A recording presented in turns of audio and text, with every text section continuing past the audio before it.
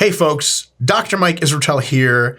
Renaissance Periodization, Fat Loss Dieting Made Simple lecture video number 8, the maintenance phase. All right, let's get into it. So last time we learned how to create an effective fat loss diet, and we learned how to run one in the real world with difficulties and all. And when you're done with your fat loss diet, you're leaner. Congratulations. But unfortunately, there's a very good chance your body is going to want to come back up to your old weight or somewhere between your current and old weight. Regaining is a pre-programmed evolutionary mechanism.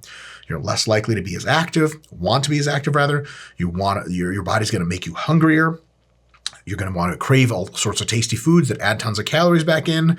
Most people will succumb to this, but because you're going to watch this video, you'll have less of a chance of succumbing. You're going to do all the right stuff after the diet to ensure that you keep as much of that fat that you lost off to infinity and beyond, or for as long as you want to keep it off. So here's the deal.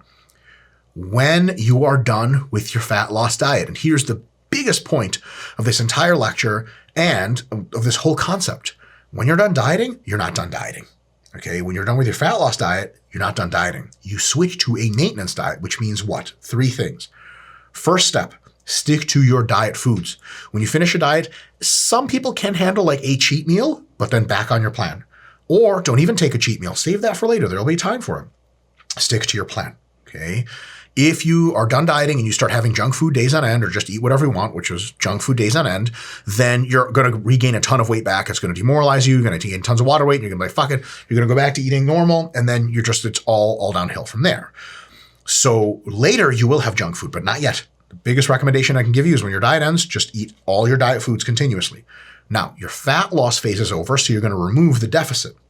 You're going to remove the deficit. However, your metabolism has probably declined a bit. You're lower in body weight, so you're not going to put all of the calories that you took out back. You're going to put 50% of them back at first. All right, so if you were maintaining at 3,000 calories, that's where you started your diet. You ended your diet last week was 2,000 calories. In week 1 of your maintenance, you're going to go to 2,500 calories. Okay, that's it. All of this addition is in diet food, still the same healthy basics you were eating, which automatically is going to make you be not very hungry or cravey. Because when you have to eat like 1.5 times or some stuff, the amount of pasta or rice or whatever, you're like, ugh, okay, this is actually kind of tough to eat. Or you'll be like, wow, this is great to eat. I'm not hungry. I have tons of energy. Great. Recovery is afoot. All right. And then what you're going to do is watch your body weight. You're automatically going to gain something like 2% right away, just from the water recompartmentalization that occurs right after you finish the dieting process. You're going to gain 2%, no big deal. And then that's your new baseline. And anytime over the next several weeks, if you drop below that, add in 250 calories. That's it. So let's say you're 2,500 calories and you finish dieting at 100 pounds. It's just easy for me to do the mental math. And then you are 102 pounds a week later. And then a week after that, you come back down to 101 pounds, add in 250 calories. And then you'll go to 103 pounds. And then you'll be 102 because your metabolism is firing up, your activity is firing up, everything's healing. 4 weeks later, you might be back at 101 again, under 102. Boom, add in another 250 calories. If you go over and start climbing again, 102, 103, 104, then you can take out the 250 that you added, and now you've probably found your baseline. How many times you have to add in the 250 calories is entirely up to how flexible your metabolism and your activity and all this stuff is. Some people, they don't add anything. They just get to that midway point between whatever, 3,000 and 2,000. They get to 2,500. They stay there. All is golden. For some people, they get to 2,500 as an example, and then they start losing. And they go 2,750 and they start losing. And then they go 3,000 and start losing. And they go 3,250 and that's the new maintenance. Who knows? They made a bunch of lifestyle changes, added a bunch of muscle. That's it. You don't know where you are until you try.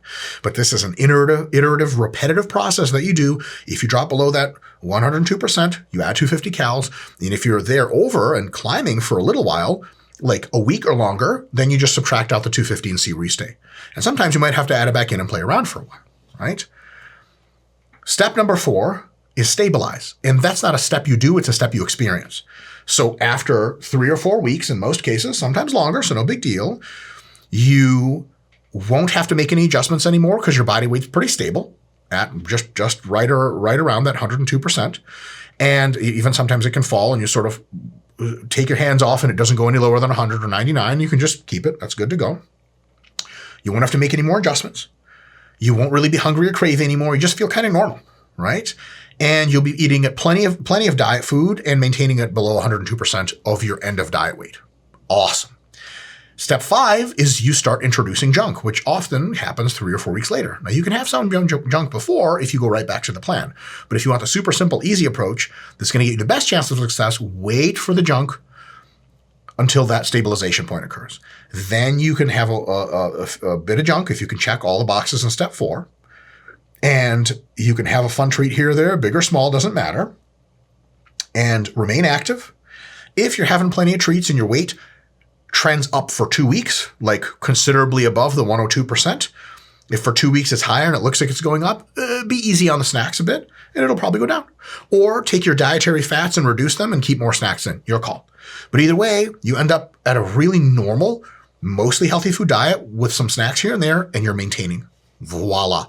And if the weight's going up a little, easy on the snacks. If the weight goes down, add in snacks or add in more whole food, depending on how you like to eat. So it's going to take 3 or 4 weeks, if not longer, for your weight to stabilize with the reintroduction of junk food. So you didn't have junk food, that's 3 or 4 weeks. You added junk food, that's another 3 or 4 weeks for real true stability. That means this maintenance phase is going to last months. And ideally, to really put yourself ahead of the game, to make sure you're doing everything you can to succeed, a maintenance phase should be roughly as long as the diet that preceded it. So if you dieted for 6 weeks, you do a maintenance phase of 6 weeks. 9 weeks, 9 weeks, 12 weeks, 12 weeks, so on and so forth. Does that kind of suck? Yeah. Because you're like, oh, I'm going to be done dieting in 12 weeks, then I'll be free like a bird to eat whatever. Bullshit. After 12 weeks, you have another 12 weeks of incrementally more freedom. Okay? Well, does that stink? Yeah, it kind of blows. Does it give you the best advantages long-term for maintaining your new lean physique? That's exactly what it's doing. Because here's the deal. Like if you just want to get lean once and then eat your way back up, nobody's stopping you. But most people, dare I say almost all people who are trying to lose fat, they don't really want that fat back. And this is the way to make sure it happens correctly. Right? So once you get through this process, your chances of keeping off the fat, once you get through a maintenance process, skyrocket. Look, if you can maintain your weight doing these steps for 12 weeks after a 12-week diet, after week 12, your chances of continuing to maintain the weight indefinitely are so much higher than if you just did 1 week and you're like, fuck it, who cares, right? As long as you eat mostly healthy, as long as you stay active and keep an occasional eye on your weight to pull back on the snacks a little bit if it goes too high or add some snacks in if it goes too low, you're good to go, right? If there's a 2-week period, you rein in your intake, a 2-week period of gain, rein in your intake, 2-week period of loss, increase your intake. That's it. Maintenance is easy as long as you just keep a little tiny bit of an eye on it, right? It's kind of like when you're learning to drive, it's really hard. But once you know how to drive, you don't fall asleep at the wheel, but like driving's not that hard because someone's like, oh man, you're going to drive 90 miles on the freeway to see your friend. Like, holy shit, bro. Like, what do you mean the freeway? Do this. Like, don't fall asleep, but you got to stay awake. Same with maintenance dieting. All right. So at this point, you're done. You've successfully lost weight and you've kept it off. But what if you have more weight to lose? Because remember, there's limits to a fat loss phase. The hard limits are 1% per week, 12 weeks at a time. Okay. So if you weigh 200 pounds, your essentially hard limit is like 24 pounds per fat loss phase. But what if you're 200 pounds and your goal, and the doctor approves it's healthy and totally fine, is to get to 150? You're considerably overweight for your frame.